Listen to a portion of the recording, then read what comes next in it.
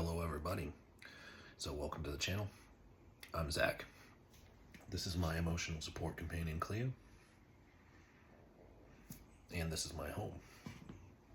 So let's talk about discipline. Discipline is something that I've spent a long time pondering upon.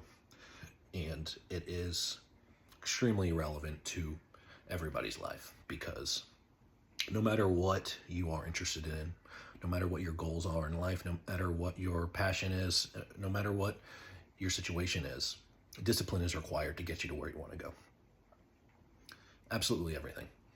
And everything that we look up to in terms of achievement and success in others is brought upon by discipline. It's these people getting up early countless times despite wanting to sleep, people forcing themselves to eat food that they are not interested in eating at the time. They are exercising self-control over and over again in an applied direction to get them to an end result. And that's required whether you are a gardener, you're a basketball player, you're a CEO, you're working at McDonald's, you're a personal trainer. Everything that you want to achieve requires discipline. Every single one of you. But what even is it in the first place? The Oxford Dictionary says that discipline is to train someone to obey a set of rules or code of conduct using punishment as a correction for disobedience. You've also probably heard discipline described as the ability to make one do things that they don't want to do. And the theme behind these two is self-control. Discipline is really all about self-control. The self-control is applied by successful people to get them results that they're looking for that they don't necessarily feel like doing at the time. So when people say that discipline is the ability to make yourself do things that you don't want to do, I think that's a good way of putting it, but it's not exactly specific enough because, and I'll be clear on this, is your higher self always wants to do the thing that's going to get you to where you want to be in the long run. For example, say you're struggling with exercising. You can't get yourself to go to the gym. You might wake up and say, I don't want to go to the gym. You do want to, you just don't feel like it. And there's a very important distinction between the two because your self-control and discipline, it's all about self-controlling your feelings and not your wants. You want to be fit. You want to get up and go do these things. Your feelings are just getting in the way of them. And when you say, okay, well, let's break this down a little bit further. What are our feelings? Well, your feelings are a biological survival tool to help us very quickly categorize and associate certain stimuli with certain emotions for a quick decision-making process in the future. So a quick example of this is when somebody who was a child was attacked by a dog, they now associate dogs with the negative emotions that they felt during that experience. So whenever they see a dog, they're going to see some recurrence of these emotions, and then they're going to stay away from that thing, that stimuli, the dog in the situation in the future, to spare themselves from a possible negative encounter. And the problem with this is that our feelings are old, outdated coding from when we lived in caves and ate berries. We haven't evolved brain-wise as fast as our technology and our daily requirements of our brains have evolved. So this puts us in situations where our feelings that we need self-control to override to get us to our goals, these feelings are not necessarily correct. We live in a world where we are not in a daily struggle for our lives or for our resources. These were helpful to us back then, but we don't need them now. Your body does not know that you might not actually be in danger, or the stimuli association with a feeling might not be correct. Because, say, take this dog incident, now that this person is older who was attacked by a dog when they were younger, they have this association. They might be shying away from dogs that are completely friendly, and this could actually cause some disruption in their life. Maybe their fear is so high that they won't be around people that they know with dogs, and it causes some issue like that. For example, wanting to wake up and go to the gym. When you wake up, your biological stress response is that you want to sleep, just to conserve energy. Your body does not know that if it gets up and exercises, you will be better off in the long run. So far we can say that discipline is the ability to have self-control, to override your feelings, to do the things that you actually want to do, despite feeling like you don't feel like it. And feelings are a biological survival tool that are, in a way, working against you. So now let's break this down a little bit further. So, okay, so we're getting layer by layer, we're breaking this down. Well, what do these feelings look like? Like, how can we categorize these things and break them down further so that we can attack this on a very fundamental level? And the way that I think is a great way to categorize this is Christianity's heavenly sins and cardinal sins and heavenly virtues. All 7 of the sins are categories of how your biological, stress response in association with feelings can manifest. And I'll just go over all of the 7 deadly sins on how these manifest in a survival response. So start off with pride. The original sin, they say, pride is, in my belief, the ego. And it is known to be the father of, or the creator of all sins, because you need to have some sort of narcissism or an ego, some sort of self-grandeur to have any of the other following sins. If you are somebody without ego at all, and you are completely selfless, and you are, you know what I mean, then you will not have any of the following sins. The way that this looks like in a survival, ancient times situation is that you're worried about self-preservation. It's like, I am something different than other people, so my needs come first. And then that's where the wrath and the gluttony, because now you're more likely to take more food and we're going to take more resources. You are going to be doing things to preserve you, which negatively affect others. Gluttony, obviously, the desire to hoard and eat resources, because your body wants you to, as an evolved species, it wants you to eat and sleep and breed. Really, just like what any base animal does, is that's what we're coded to do. And we just have more complicated expressions of it because we're capable of doing more things and we're more intelligent, but it's really just a more complex version of exactly what your cat does and everything like that. We do kind of the same things. We run by this prompt. And the reason why that this is helpful to categorize this like this is you can then more easily look at the things that you struggle with in your life personally, categorize them, and come up with a methodological, approach of fixing it. Pride, like we discussed, is the ego, self-centered behavior, kind of leads to all the rest, is required to have in order to have any of the rest. Greed is obviously hoarding resources, which is very related to gluttony, and you could argue that maybe these two are maybe one thing, but it is slightly different because greed is just a hoard of general resources. Gluttony would be the desire to overeat and get calories, and so that you can survive, as any animal would. So I guess greed is a little bit different then. Wrath is obviously, your fight response, the aggressive testosterone and generally associated response of anger and conflict in order to preserve the self in defense or premeditated aggression. Envy is the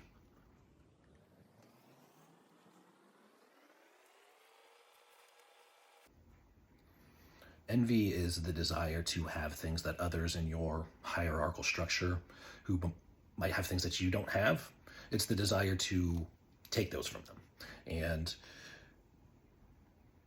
3 hours later.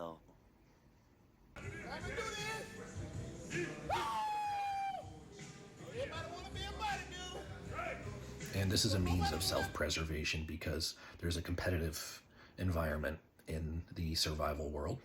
And if somebody has more than you, they likely have rights to maybe all the females, other resources. So it would behoove a creature to admire and want to take the things that another would have. A lot of these are kind of related to others in another way, because you could see that could maybe be greed or a part of wrath. Lust is obviously the need to procreate, and a very base animalistic instinct to just want to mate.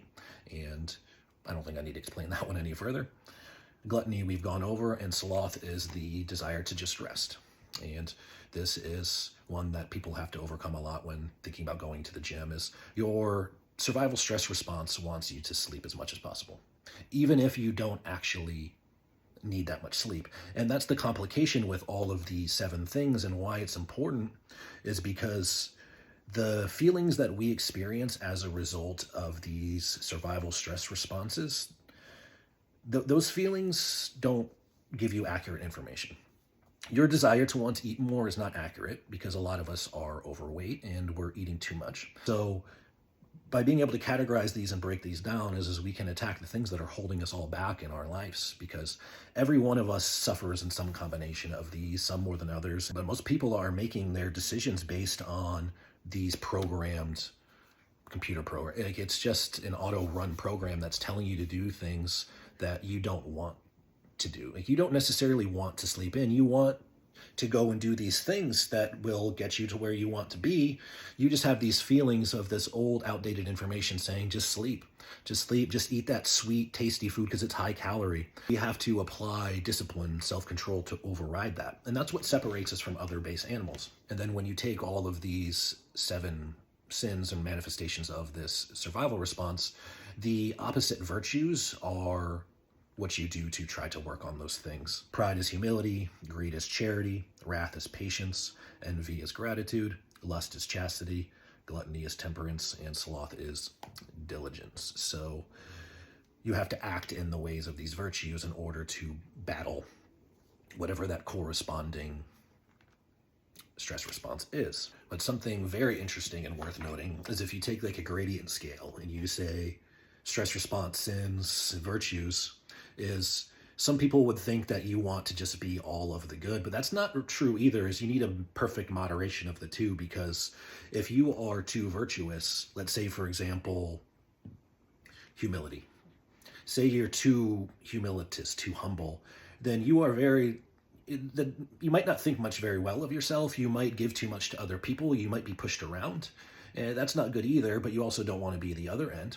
And then like say wrath, for example, you'd say, oh, well, you want to be fully patient. Well, if you're too patient, then again, people might push you around. You might not ever get anything done because, well, I have plenty of time, So you definitely need to be in a harmonious balance of these two things. And I think it's very fascinating that there is a lot of different religions and belief systems that have some sort of different code of conduct. It's pretty standard in a lot of religions that there's some sort of, aspiration to aspire to, whether it's like being Christ-like or achieving nirvana, and they all center around following some sort of self-control and doing regular group, community activities and some, other things like that. But the one basic idea is that most religions have some sort of code of conduct of self-control and discipline. It feels like we were given the instructions on enlightenment and success and how to ascend. And it was very clear-cut given to us, like, this is how your guys' stress responses look as base animals. You're not base animals anymore. You're smarter than that. But these things are going to be hard for you to overcome. But this is what they are, So whether you are Christian, whatever religion you are, you have your own affiliated codes of conduct, I'm sure, based on your beliefs, and you can moderate them from there. And I'm sure there's many different old sins and virtues that might be better explanation or better definitions than this, but however way is best for you to compartmentalize this and take it in and apply it is fine with me. I support whatever anybody believes in, but these are just the ones that I think fit well. And it seems like all of these religions were founded on the idea of this is the code of conduct of how to self-control, how to be better than a base animal, and how to ascend. And there we go. Now, regardless of what you believe, you do need to apply discipline in your life. The good news is that discipline is trainable. The people that are the number one at things did not start training every single day and getting their food in 100% every single day. They worked up to that. And sure, some people might start off more disciplined than others based on so many different possible circumstances. But no matter who you are, you can work on your discipline and you can slowly get to that point of that success that you want to get to. You just have to continually try to increase the amount of discipline that you're applying throughout your life. A few properties of discipline that are worth noting is that, one, it is trainable. Another one, too, that is very, very vital is that it has momentum. What that means is, say you apply discipline in one of these categories, you refrain from overeating, it becomes easier for you to refrain next time. Isaac Newton says that an object in motion stays in motion. Meaning, if you go to the gym consecutively, you are more likely to continue going. And when you make a habit out of something and you go, some 20 times regularly, it becomes just ingrained as something that you just do, and it makes it even easier. So this momentum is very important because the opposite is true. As Isaac Newton also says, an object at rest stays at rest unless acted on by an opposing force. So if you are going to stay at home, you decide to skip the gym, you're much more likely to do it again the next day. And it gets harder and harder to then go back after this period.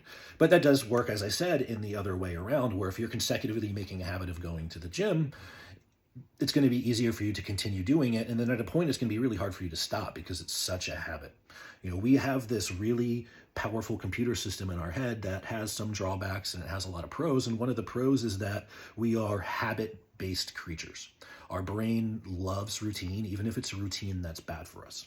So we can take advantage of that and say, well, this habit, exercising, is going to get me to where I want to go. I just need to build the habit, so I just need to do it for X amount of time regularly. And then my brain says, okay, this is what we do, and it's done. And that's really as simple as it is. I know it's not that easy. It's harder to do these things. People have strong addictions and patterns and whatever else. But it really is that simple, as if you just change this habit for roughly a month and you're regular with it, then you're really likely to stick with it. So that's why it's important, and that's why the momentum is important. So what do we say? It's trainable. It has momentum, and then there's a feedback loop on all of these different types of discipline. Or a way to think of it is discipline breeds discipline. It's kind of related to the momentum. I guess it kind of is the momentum, but a little bit of a different take on it is that when you practice one avenue of self-control or discipline, it helps you with other avenues. So if you refrain from eating junk food, it is then easier for you to apply discipline when you need to be more patient. It is easier for you to apply more discipline when you need to be generous. And this happens with all of them, all 7 of them, or however many you apply in your belief system. You apply one and it applies to the other. If you have a vice that's really hard for you to break, start with your other vices first. Start with easier vices and gather momentum from there. Just get the ball rolling. Start with something that you know that you can do easier. Like, well, I love to exercise. Going to the gym every day or every other day, whatever is on your routine, is easy for me. So I'll start there. You get in the habit of applying discipline regularly because there's going to be days where you might not feel like it, and you have to override those feelings, and then you can continue. Say, for example, with food, if you regularly apply discipline and refrain from eating things that aren't conducive to your goals, then it's going to be easier for you to then do all of the other forms of discipline. So it's a strategy to start easy with the things that you can do and build momentum and go from there, because everything else gets significantly easier as you do another one of them. You are just building more and more discipline, more self-control, more ability to override your feelings. And your feelings, like I said, are not your wants. You want to go to the gym, you want to eat good, you want to work hard and make more money, you want to be successful, you want to do all of these things. You just don't feel like them. So feel like doing them. However, vices that you struggle with the most give more gains to the discipline pool. Like, the greater the challenge is, the greater the reward. So keep in mind that if you are tackling easy vices, they don't give you as much of a return, as much experience versus the things that you're really struggling with. This understanding is really helpful, is because you can now easily compartmentalize these feelings as what they are, which is just inaccurate information, and you can more easily disregard these feelings. Say, for example, you wake up and you want to hit that snooze alarm. I think in my head, this is just a base animalistic response to sleep and preserve energy. It doesn't matter now because I have a job. I have things to do that my primalistic instinct doesn't understand. So I'm just going to not listen to it. And you can apply this to all of the other vices in whichever application you feel, you are in, whether it's eating or being greedy or whatever else, gluttonous, whatever you might be experiencing. And you can say, hey, this isn't my want. This is an old, outdated information of my feeling. I want to get up. I want to go to the gym. And from there, you are way more likely to make the right decision, or the one that's going to get you further along to your goals. I guess you can't say right or wrong, but it will definitely get you closer to your goals. And that's why this understanding and being able to classify it like this, break it down, is really helpful, because you can say, okay, well, this makes sense. This is what animals do on a base level.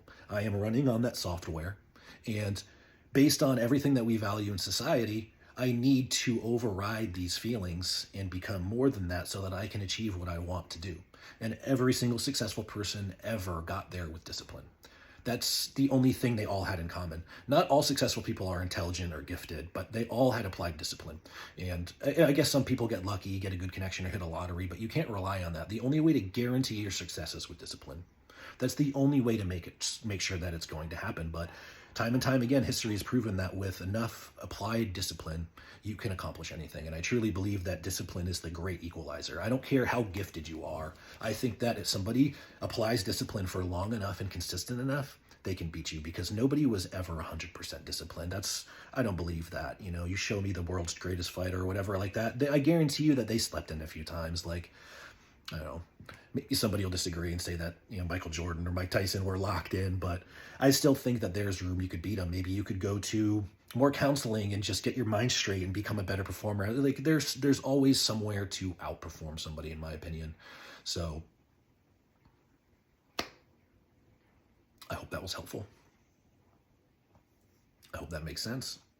And I hope that this teaches you guys how to apply discipline in your life and helps you understand why you need it. Because if we all apply discipline in our lives, we will reach that goal.